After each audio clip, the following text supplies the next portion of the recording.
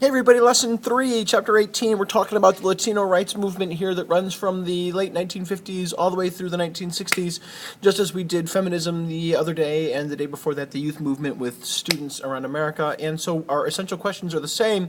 What did students and Latinos learn from the civil rights movement here? Of course, this case we're focusing on Latinos. And then how has society changed for Latinos at the time? And what we're going to be looking at here are a variety of things. Of course, we're going to be looking at things like organization, legal rights, and leaders like we did with the civil rights movement. And we'll also take a look here in terms of the social changes, things also similar to the civil rights movement, like an end to segregation, more legal equality, more educational opportunities, similar to what we saw yesterday with feminism, and then things like economic improvements as well, which of course we talked about with both feminism and with the civil rights movement a couple chapters ago. So what we want to do here right now at the beginning of this class is kind of set the stage. We want to take a look at some of the things that lead us to this civil rights movement for Latinos in the 1950s and the 1960s. And I think the place to start here is going to be immigration inside to the United States from Mexico. And we need to kind of go way back to like chapter 5 or 6 or whatever chapter it was when we first began to do the progressive movement in the beginning of World War I, because right there around 1910 to 1914, we saw a tremendous influx of Mexican Americans to our country because of that Mexican Revolution that began in the 1910s. And you can see that I've got my pointer over there on that particular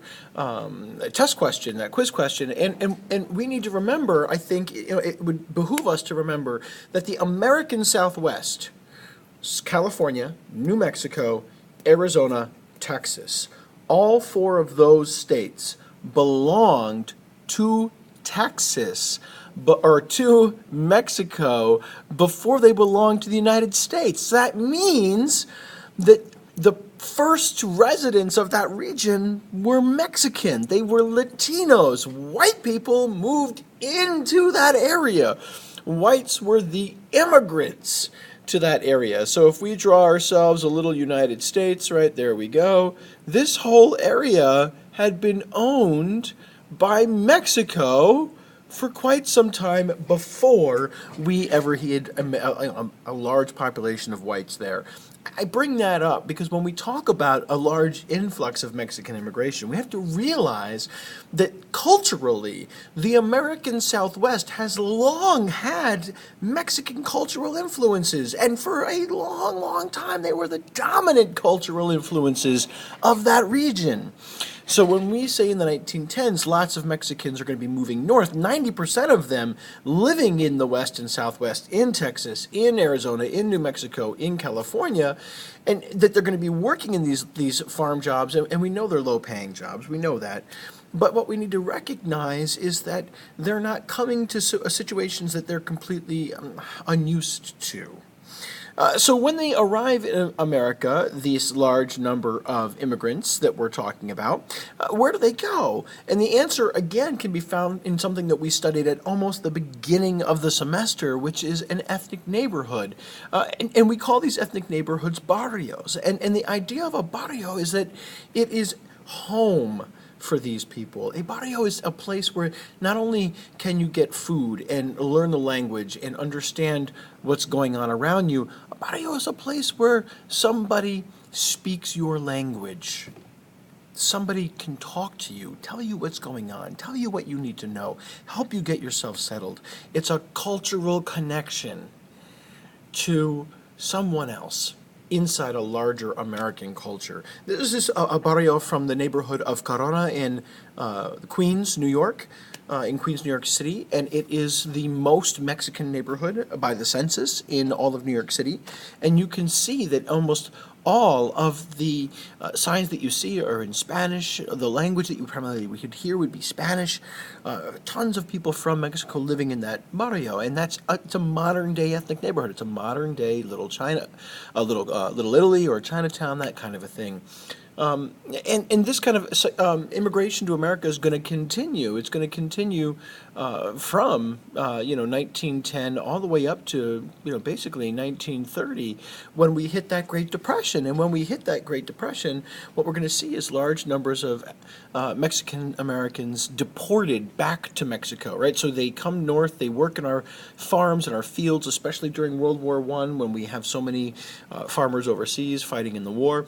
And then when that returns and when the Great Depression begins in 1929, 1930, we're going to see these population rounded back up and sent back down, down, down to Mexico.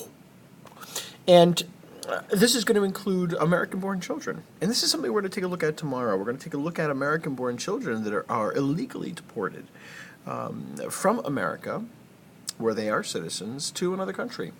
So that's a pretty good setup. I want to do a little more with this, though, to help you understand kind of the complexities of what comes next. What's the trigger for that civil rights movement in the 1950s and 60s? I think the easiest way to understand kind of the triggers for some of the social changes that Latinos want in the 50s and 60s is to understand the Bracero program and Mexican immigration in the 1940s and 1950s, as it says right above my head. The trick here is to remember that even as we see a decrease in immigration from Mexico during the Great Depression, when World War II arrives, we're going to see a need for an increase in Mexican immigration. And remember, it's two-step, right? As our economy needs more and more workers in factories, they're going to pull those workers up off factories in the South, and it is going to put them into, or up off farms in the South, and it's going to put them into factories. And so someone needs to harvest those crops. Who's going to do it if we don't have anyone there on the fields to do it? And the answer is, well, let's recruit some Mexican immigrants to do it. So we create something called the Bracero program, and we actually first had this in World War I, and we bring it back again in World War II. And the arrangement's simple, right? You come to the United States from Mexico, and you can see that just over here to my right, it says more than 125,000 Mexicans will be arriving to America to work on our farms for a limited amount of time. And you can see it there. They're called contract labor. I'm running the little highlight over right now, and that means that they're only here for a short period of time. They come in, they do the work, and then they'll return to Mexico, something that most people, of course, find as the preferable alternative or solution. So what we want to look at and remember here is that we're going to bring in large numbers of Mexicans in the Bracero program, and we'll fingerprint them, we'll document them, we'll make sure they're here. You can see them getting their papers or registering on the Bracero program. You can see them going through the sterilization process, where they are cleaned and they are deloused and everything else, so that they're ready to go into the American fields, and then they work for us for the duration of the war. But what happens when the war ends, right? What happens in 1946, 47, 48? Well, some of them go home and some of them remain, which is a good thing, because in 1950, of course, the Korean War breaks out, and more Americans, especially farmers, are sent overseas to fight in that war, meaning we're going to need even more people to stay on our farms, who are braceros, and work the land, until 1954, when all of these workers are returning from the Korean War, and they need something to do. They need to go someplace. They need a job. And when you're looking around and you go, well, we have a lot of immigrants working on farms. Maybe you'll want those jobs. President Eisenhower has to come up with an idea. And his idea is to launch a program to deport illegal immigrants. They call it Operation Wetback. And it's a slang. Wetback is a slang term for a Mexican immigrant who gets wet swimming across the Rio Grande River from Mexico into America. It's an ethnic slur. It's kind of like the N-word. And so what we'll see here is Eisenhower, using this racially charged terminology, conduct raids across the West and the Southwest. And you can see here, right? Here's a 1954 newspaper just after Operation Wetback is announced, right? The roundup of wetbacks in LA is still on. So here we see this kind of racist terminology right out in the open. We're not hiding it at all, right? This is as racist as you can pretty much get, right? I mean, so 500 nabbed in L.A. By the wetback raiders, 5 stray rifle shots imperil women. Of course, it's 5 stray rifle shots imperiling women. I wonder who fired them. But what this program does, and where it really has a sketchy issue, is that it fails to determine whether you're a legal or an illegal immigrant. So we send back people who are here legally, and we send back people who are American citizens again, just like we had done after World War I. So we have this real problem deporting American citizens who belong here to a country that is not their own. And we're going to investigate that issue in more depth. So what is Operation Wetback and these problems with migration and immigration and being sent back home and rounded up? How does this kind of see itself reflected in the civil rights movement? And I think the easiest way to understand this is to recognize that we're going to begin to take those direct lessons from the civil rights movement fought by African Americans. So, for example, we're going to see Latinos begin to organize, begin to join organizations. The one that we'll talk about on this slide is the American GI Forum. We're going to see them begin to fight for their legal rights, just like we saw African Americans fight for their legal rights with court cases like Brown v. Board of Education. We will see Mexicans and Latinos take a look at court cases like Mendez versus Westminster or Hernandez versus Texas, and we're going to see them really push for some changes in society that are significant, including an end to segregation and more legal equality, allowing us to serve on juries, allowing us to have the same benefits as other people, that kind of a thing. So this kind of burgeoning civil rights movement gets its start in first organization, and the organization that really kind of spurs this moment the earliest, kind of like CORE did for African Americans, is LULAC, the League of United Latin American Citizens. And the idea here, mostly World War I vets, their idea is that we should organize to fight discrimination. We should recognize that we don't have to put up with it.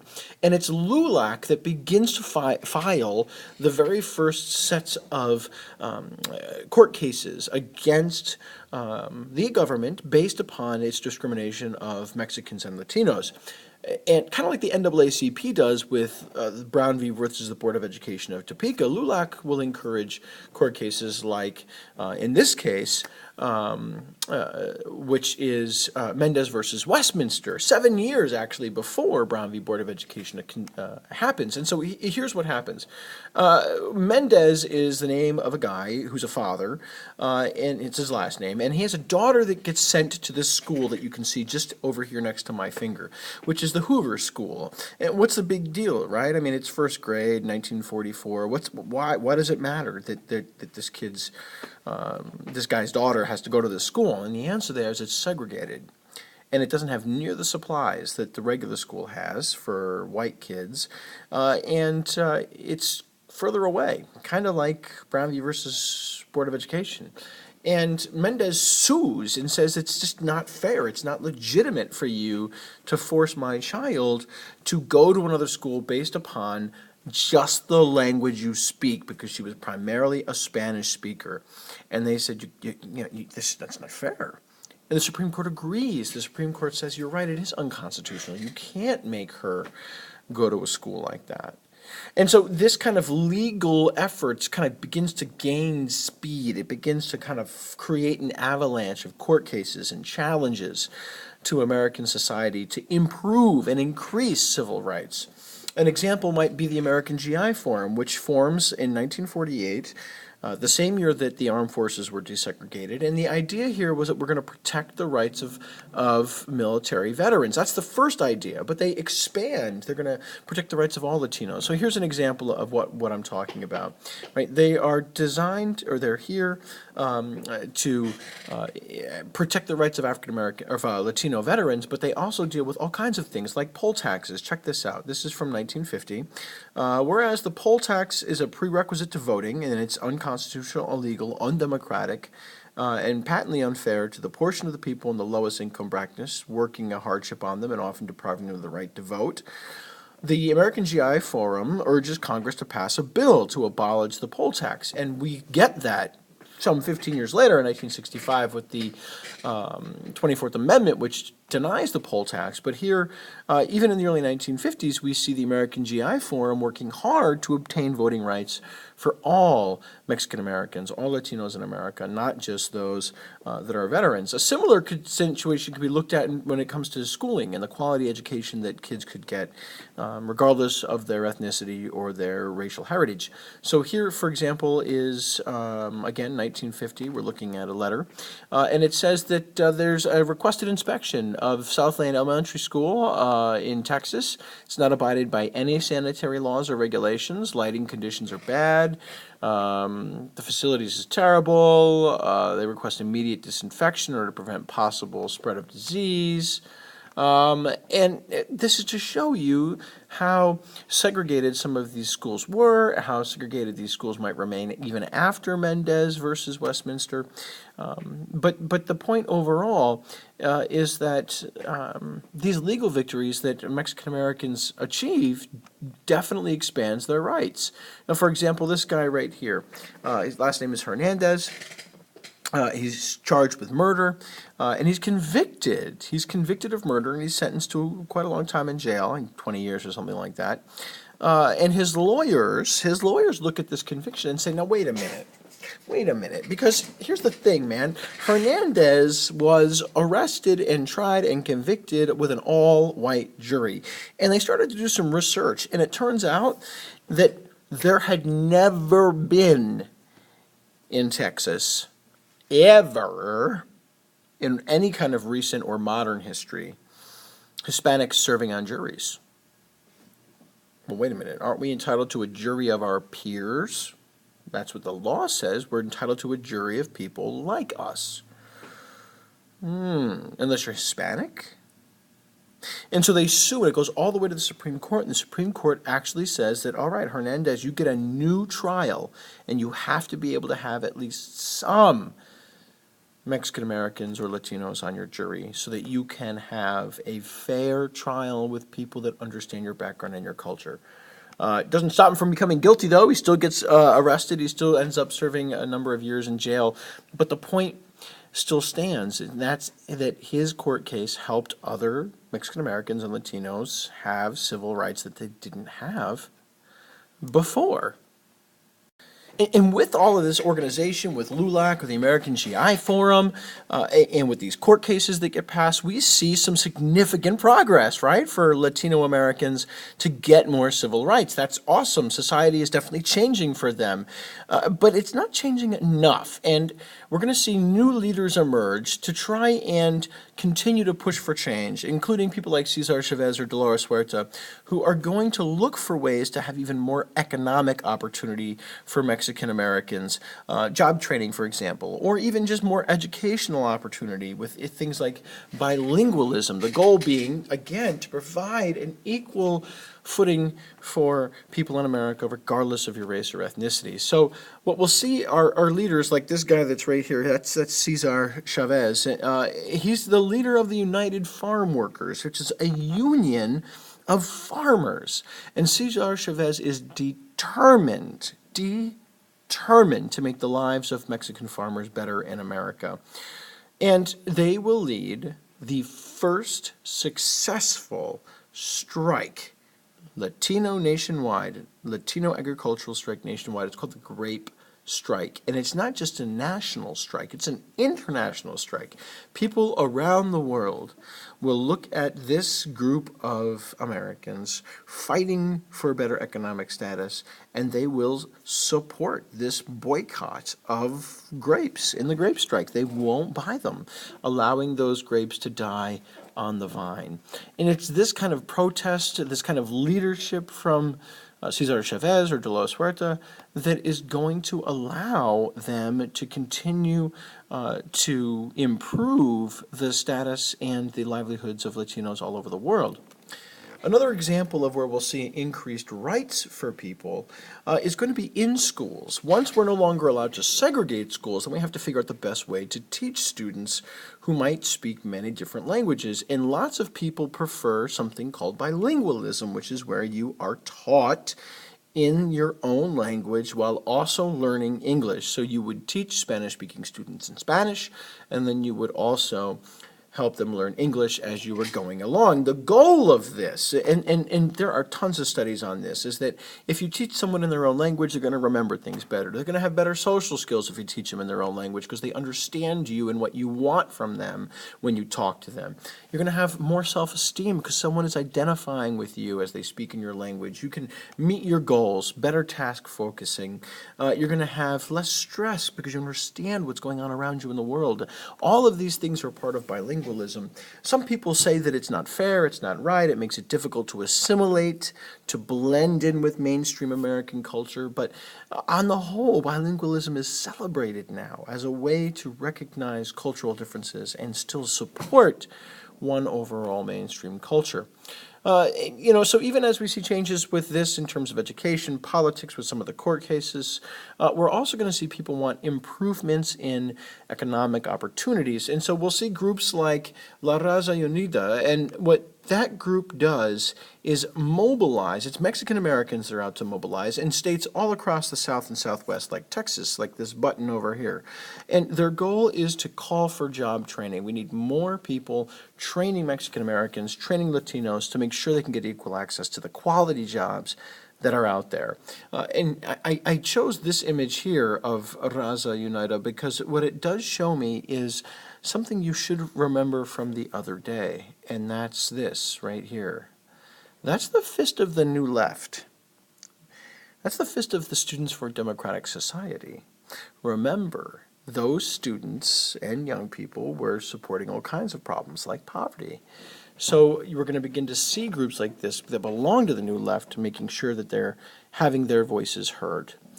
So there you go, a quick brief rundown of all of the changes that happened in the 50s and 60s for Latino rights in America.